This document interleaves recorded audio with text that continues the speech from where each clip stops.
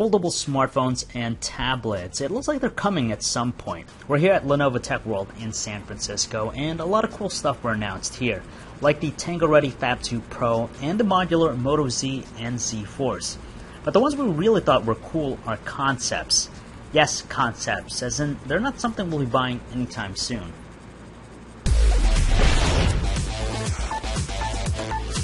Either way, it really opens up the idea of what we'll potentially see down the road.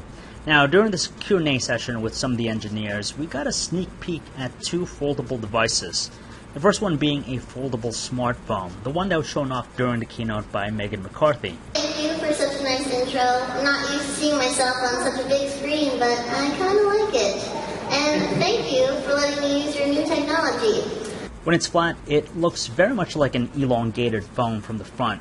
But you know something's up when you look at it from the back. Obviously, there's more to it than just the display being folded, since the chassis itself bends.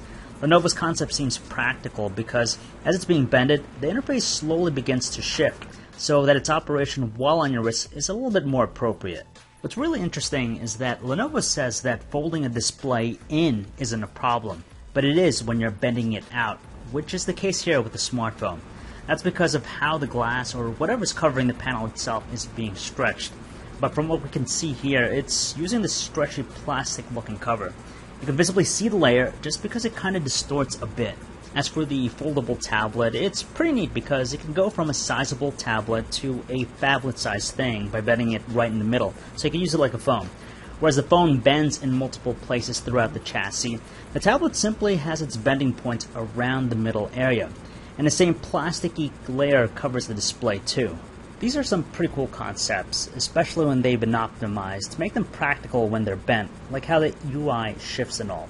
Being concepts, you know that we're thinking a lot about price, even though we won't be seeing them anytime soon. We could only imagine them to be pricey, but hey, it's pretty cool that they fold, and they're coming at some point. And those are the concepts. They seem promising, but we're going to have to wait longer to actually see them in consumer-ready form.